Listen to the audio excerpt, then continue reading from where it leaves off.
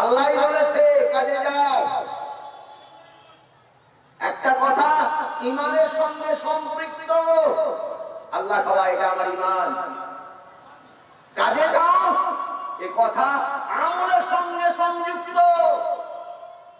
গোলমাল করলে হবে না, দুটোকে আলাদা আলাদা বুঝে নিতে হবে। আল্লাহ খাওয়া এটা আমার বিশ্বাস, কাজে যাও এটা আমার কর্ম। একটা ইমান, একটা আমল, একটা বিশ্বাস, একটা কর্ম। একটা কাজের দুটো দিক আছে, একটা পিঠ আল্লাহর দিকে, একটা পিঠ বান্দার দিকে। কাজটা একই। আল্লাহ যেটা করে তার নাম তাকদীর, বান্দা যেটা করে তার নাম তাদবীর। কাজের দুটো পিঠ আছে, গোলমাল করলে চলবে না। আল্লাহ বলেছে তাই কাজ করছে, বিশ্বাস আছে আল্লাহ খাওয়ায়। আল্লাহ তো খাওয়ায় জানি, বাহ্যিক অবলম্বন কিছু দেখতে পারছি না। এই জন্য আমার কাছে কিছু খাদ্য আছে, পানীয় আছে, খাবেন, পান করবেন। খেজুর আছে, পানি আছে, পান করবেন, খাবেন। বুড়ি মহিলা আহ্বান করলেন, সুম্মা আতিম্মুস সিয়ামা ইলাল লাইল। রাত্রি আসা পর্যন্ত তোমরা রোজাকে পুরো করো। রোজাদার ব্যক্তি দিনের বেলা খেতে পাবে না, পান করতে পারবে না। পান করবে, খাবে সে রাত্রি আসলে। আল্লাহ তাআলা রোজাদারকে বলেছেন সুম্মা আতিম্মুস সিয়ামা ইলাল লাইল। রাত্রি আসা পর্যন্ত তোমরা রোজাকে পূর্ণ করো। আমি বুঝতে পারলাম এ ভদ্র মহিলা রোজা অবস্থায় আছেন, এখন খাবেন না, রোজা ভাঙবেন না, রোজা রেখে আছেন।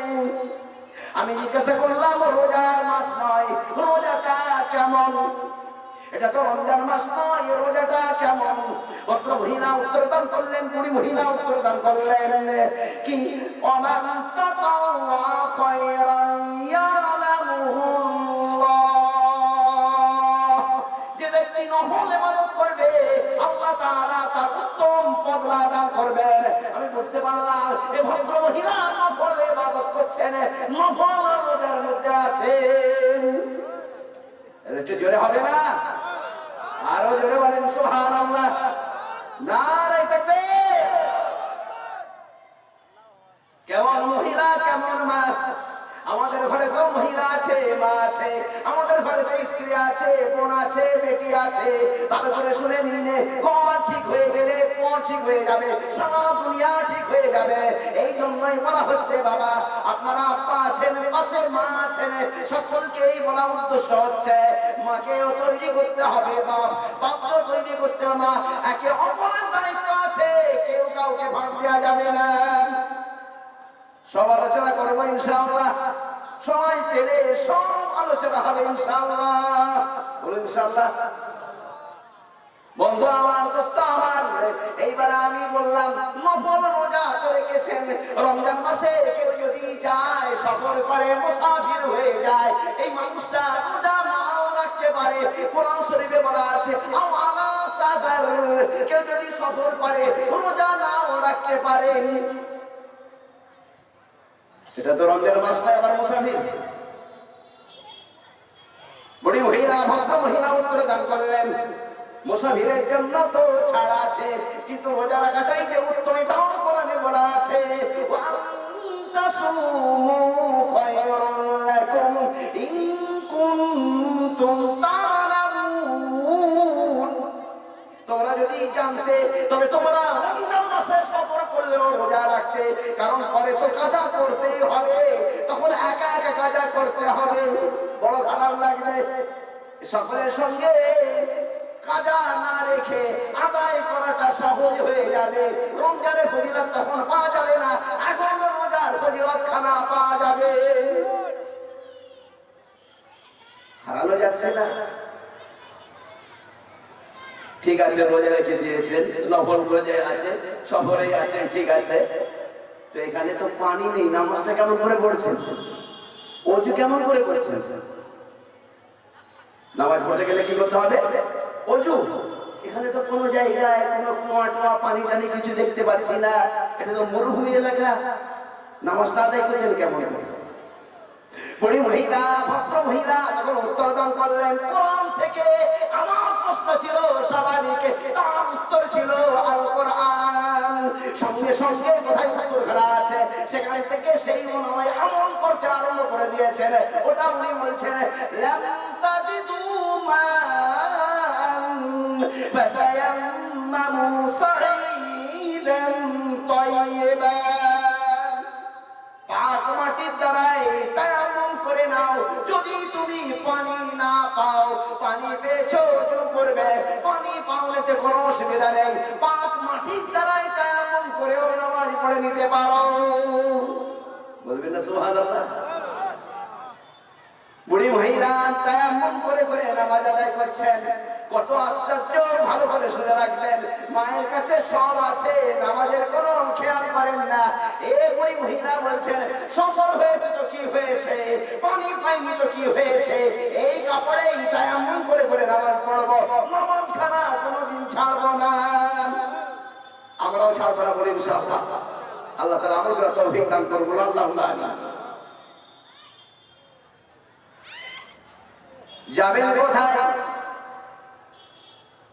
কোরআন শরীফ থেকে উত্তর দান করছেন সুবহানাল্লাযী আসরা বিআবদিহি লাইলাম মিনাল মাসজিদিল হারাম ইলাল মাসজিদিল আকসা।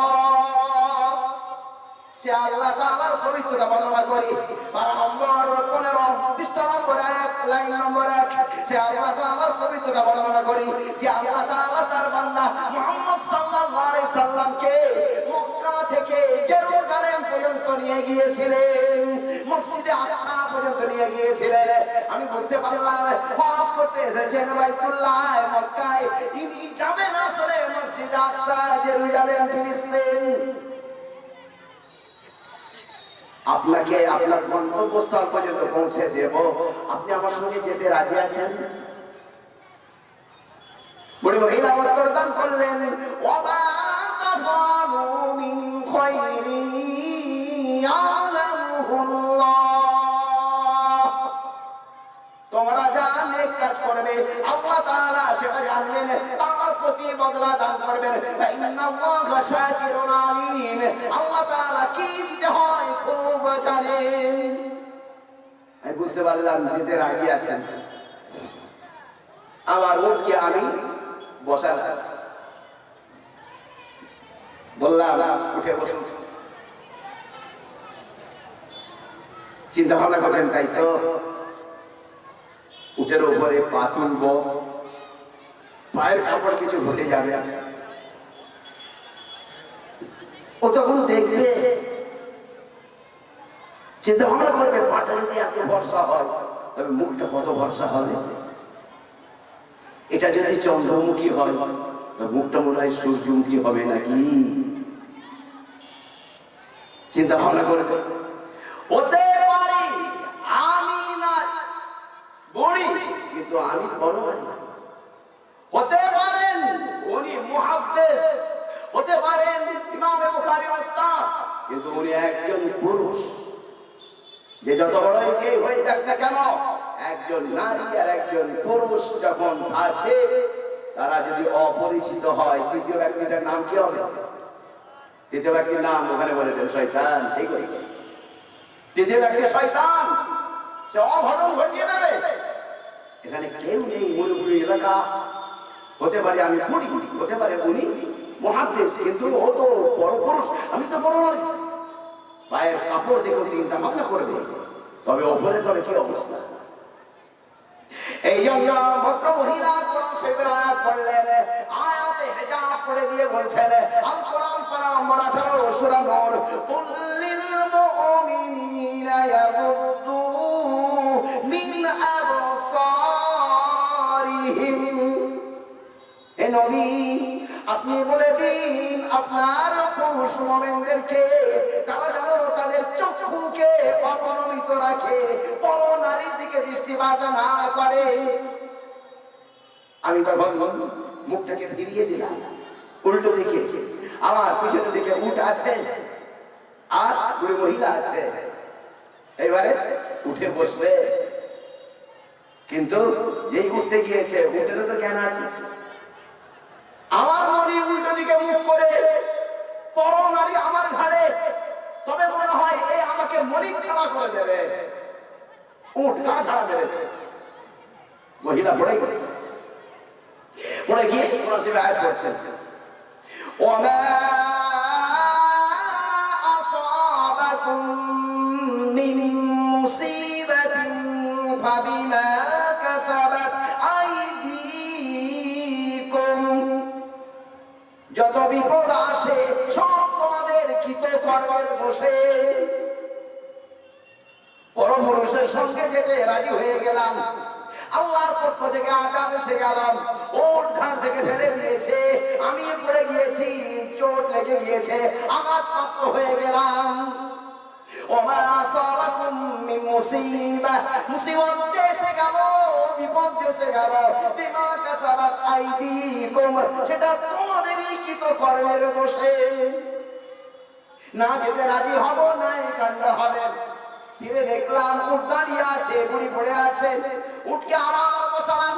আমি বললাম, বুড়ি মহিলা, আমি এবারে উটকে ধরে থাকছি, ও আর দাঁড়াতে পারবে না, ওকে ভালো করে আমি বেঁধে দিচ্ছি, পা থেকে রান পর্যন্ত একেবারে এঁটে দিলাম। দড়ি দিয়ে ভালো করে পা থেকে রান পর্যন্ত এঁটে দিয়ে বেঁধে দিলাম, যাতে করে আর পা ধরতে পারবে না, দাঁড়াতেও পারবে না। বুড়ি মহিলা তখন কোরআন শরীফে আয়াত পড়লেন, সুলাইমান, আমি সুলাইমান আলাইহিস সালামকে এই পদ্ধতি শিখিয়েছিলাম। সুলাইমান আলাইহিস সালামকে সারা দুনিয়ার দায়িত্ব দেওয়া হয়েছিল, সমস্ত জীব জন্তুর উপরে তার কব্জা ছিল।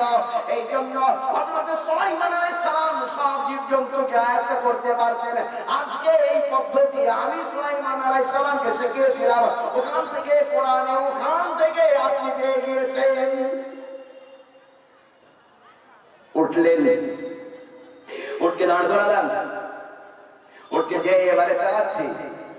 বুড়ি মহিলা কোরআন শরীফে আয়াত পড়ছে, পারা নম্বর 25, সুবহানাল্লাযী সাখখারা লানা হাযা ওয়া মা কুন্না লাহু মুকরিনিন ওয়া ইন্না ইলা রাব্বিনা লামুনকালিবুন। সে আল্লাহ তাআলার পবিত্রতা বর্ণনা করি যে আল্লাহ তাআলা এই সমস্ত জীবজন্তুকে আমাদের আয়ত্ত করে দিয়েছেন। আমরা আয়ত্ত আনার সক্ষম নই, আমরা আয়ত্ত রাখতে পারি না, আমাদের ক্ষমতা নেই। আল্লাহ তাআলা আমাদেরকে অধীনে করে দিয়েছেন, আয়ত্ত করে দিয়েছেন। এরপরে যদি বিপদ হয়ে যায় তবে আল্লাহর কাছে ফিরে যাব। কোরআন শরীফের আয়াত করে তারপরে বড় মহিলা এবারে বিসমিল্লাহ বলে ফেলেছেন। আমি এবারে চালিয়ে দিয়েছি, জোরে জোরে হাঁটাচ্ছি, যাতে করে গন্তব্যস্থল পর্যন্ত পৌঁছে দেওয়া যায়। কিন্তু জোরে হাঁটালে কি হবে? উল্টো লাফাবে, তারপরে যারা থাকবে তার কষ্ট হবে। বাম্পারের ওপর দিয়ে যদি মোটরসাইকেল জোরে চালানো হয়, পেছনে যে বসে থাকবে সে কি আরাম পাবে না কষ্ট পাবে? জি, যদি মহিলা হয় আরো বেশি হবে, আর বুড়ি হয় আরো বেশি। ভদ্র মহিলা যখন কোরআন শরীফের আয়াতখানা পড়ছেন আর বলছেন কি, ওয়াকসিদ ফি মাশিকা ওয়াখুযুজ মিন সাওতিক, তোমার আওয়াজকে তুমি ধীরে করো, তোমার গতিকে তুমি ধীরে করো, জোরে গাড়ি চালাবে না, জোরে হরেন বাজাবে না। বিভিন্ন জায়গায় লেখা থাকে আস্তে গাড়ি চালান, জীবন বাঁচান, জোরে হরেন দেবেন না। কোরআন শরীফ কত বৈজ্ঞানিক, কত সায়েন্টিফিক বহুদিন আগে কথা বলে দিয়েছে।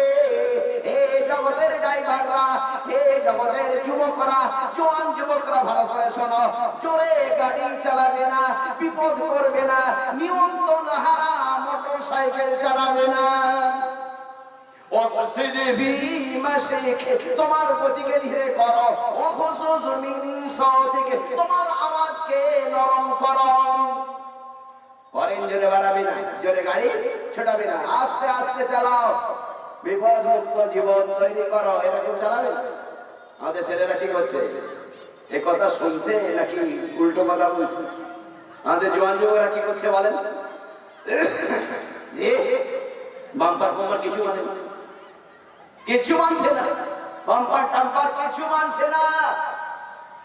নিজের স্ত্রীকে নিয়ে যাচ্ছে শ্বশুর বাড়ি, স্ত্রী গর্ভবতী, শ্বশুর বাড়ি দিয়ে আসবে, বাচ্চা ওখানে হয়ে গেলে নিয়ে আসবে। শাশুড়ি বলেছে এইখানে রেখে দিয়ে যাবে। এখন বলুন, যৌবনের গরম, গাড়ির গরম, পিছনে এক মেয়ে ছেলে বসে আছে, তার গরম রাখবে কোথায়? তার মধ্যে আমার একটা বাচ্চা আসছে, এত গরম রাখবে কোথায়? তিনটে বাম্পার আছে, একটাও মানেনি। প্রথমবারে ধেপে কিনারায় পড়লো, দ্বিতীয়বার ধেপে লক করে পড়ে গেছে, খবর নেই, চলে গিয়েছে কোথায়? শ্বশুর বাড়ি গিয়ে হরেন দিচ্ছে। শাশুড়ি বেরিয়ে বলছে, বাবা তুমি একা এসেছো? তখন ফিরে দেখে যে তার স্ত্রী নেই, পড়ে গিয়েছে, আর কিছু বলেনি। তখন লক করে আওয়াজ হয়েছিল যে জায়গায়, ওইখানে চলে গিয়েছে। দেখে দেখে দু তিনটে ছেলে বসে আছে, তারা চোখ ছোড়াছড়ি করছে। বলছে আপনি না? বলে হ্যাঁ। আরে আপনার এই মহিলা? বলে হ্যাঁ। আমরা তো হাসপাতালে দিয়েছিল, পেটে খুব যন্ত্রণা হচ্ছিল, তাড়াতাড়ি করে ছুটে গিয়েছে। গিয়ে কি শুনছে? নার্সরা বলছে গাছটাকে বাঁচিয়েছি, ফলটা নষ্ট হয়েছে। কেন হলো এটা? বহুদিন আগে আল্লাহ বলেছে নিয়ন্ত্রণ হারা হবে না। ইসলাম কত সুন্দর, ইসলামে আছে সবকিছু। তাই তো এই ভদ্র মহিলা সবকিছুই বলছেন, এতে আছে সবকিছু। কবে তুমি জোরে গাড়ি চালাবে? অনেকদিন আগে বলে দিয়েছে, আগে গাড়ি চালাও, আস্তে চালাও, জোরে তুমি বাজাতে পারবে না। আস্তে আস্তে যাচ্ছি। আমি আমার কবিতা পড়ছি। কবিতার ভেতরে কি আছে বলেন? মিথ্যা অতিরঞ্জিত। আর কিছু কবিতা আছে অনেক সত্য, সবই রকমের আছে। আমার কবিতা পড়া শুনে ভদ্র মহিলা বললেন, কোরআন শরীফের আয়াত দিয়ে, ফাকারাউ মা তায়াসসারা মিনাল কুরআন। কোরআনের যে অংশ সহজ হয় সেই অংশ পাঠ করো। কোরআন পড়ো, কোরআন পড়ো, কোরআন পড়ো। প্রত্যেকটা অক্ষরে অক্ষরে 10খানা নেকি হবে। ওটা যদি নামাজের মধ্যে পড়া হয় 50টা নেকি হবে। ও নামাজ যদি দাঁড়িয়ে পড়া হয় অক্ষরে অক্ষরে 100টা নেকি হবে। বিসমিল্লাহির রহমানির রহিম 19টা অক্ষর আছে। এই অক্ষরে অক্ষরে যদি 100 করে নেকি হয়, শুধু বিসমিল্লাহ বললে 100 কম 2000 নেকি হয়ে যায়। আর একটু জোরে হবে না? নারে দেখবে, কোরআন পড়ো, কোরআন পড়ো, কোরআন পড়ো। বলে হুজুর আমাদের তো শুধু গান শুনি, গান শুনি, গান শুনি। গানের ওপর লানত আছে, গানের ওপরে শয়তান আছে, ওতে কোনো রকমের রহমত নেই, বরকত নেই। কোরআনে অক্ষরে অক্ষরে রহমত আছে, নেকি আছে, গুনাহ মাফ হয়ে যাবে, নেকি লিখে দেওয়া হবে, আল্লাহর রহমত তার উপরে বর্ষণ হবে। কি পড়বো? শব্দ ধরা পড়ে যাবে। আপনার তো সব মুখস্থ, সব মুখস্থ, যেখানে পড়বো ধরা পড়বো। বোঝা তো মুশকিল। আস্তে আস্তেই যাচ্ছে। চিন্তা ভাবনা হলো, এইরকম মেয়ে ছেলে যদি আমার কাছে থাকে কত ভালো হয়। আমাকে একটা মশলা খুঁজতে গেলে 10খানা কেতাব দেখতে হয়, হাজার হাজার পৃষ্ঠা উল্টাতে হয়, ঘন্টার উপরে ঘন্টা লেগে যায়। এইরকম মেয়ে ছেলে যদি কাছে থাকে কত ভালো হয়। যখন দরকার হবে তখন জিজ্ঞাসা করে নেবো, ফট করে বলে দেবে, হয়ে যাবে। এই মেয়ে ছেলে তো রাখতে গেলে আগে দেখতে হবে স্বামী নেই, তবে আগে যাবে। স্বামী আছে কিনা আগে জিজ্ঞাসা করি, যদি না থাকে তখন বিয়ের প্রস্তাব দেব। এই জন্য আমতা আমতা করে আমি জিজ্ঞাসা করলাম, ভদ্র মহিলা আপনার স্বামী আছে? মহিলা তখন উত্তর দান করলেন, লা তাসালু আন আশিয়া ইন তুবদা লাকুম তাসুকুম। এটা সেটা জিজ্ঞাসা করবে না, উত্তর যেটা দেওয়া হবে ভালো লাগবে না। বলুন স্বামী আছে না নেই? দেখি কার বুদ্ধি কি আছে। জিজ্ঞাসা করো না, উত্তর দিলে ভালো লাগবে না। বলুন স্বামী আছে না নেই? কে বলেন আছে? জি, বুদ্ধি আছে। যে বলেছে স্বামী আছে, বুদ্ধি আছে। কোন উত্তরটা ভালো লাগবে? স্বামী নেই, এই উত্তর ভালো লাগবে। এই বলছে কি উত্তরটা ভালো লাগবে না, তার মানে স্বামী আছে। আমি যখন জিজ্ঞাসা করলাম স্বামী যখন আছে, ছেলে বলেও আছে নাকি? কোরআন শরীফ থেকে উত্তর দান করলেন, আমার কথা স্বাভাবিক, তার কথা আল কোরআন। সঙ্গে সঙ্গে কোরআন থেকে উত্তর দান করে বললেন, আল মালু ওয়াল বানুন জিনাতুল হায়াতিদ দুনিয়া। ধন সম্পদ ছেলে পুলে দুনিয়া সাজানোর জন্য তৈরি করেছি। আমি বুঝতে পারলাম ছেলে পুলেও আছে, আবার টাকা পয়সাও আছে। ছেলে পুলের নামগুলো কি একটু জিজ্ঞাসা করি। আমাদের ছেলে পুলের নামগুলো কি? বল্টু, টিঙ্কু, লুনা, ঝুনা। আর পচার কালু মনে প্রত্যেকটা গ্রামে আছে নাকি? পচার কালু, এই দুটো নামে এত পছন্দ মুসলমানদের বলার মতো নয়। প্রত্যেকটা গ্রামে পচার কালু আছে। আপনাদের দেশে আছে কিনা জানি না। বলে হুজুর আমাদের দেশেও আছে। কোন গ্রাম খালি নেই, পচার কালু, এত ভালো নাম।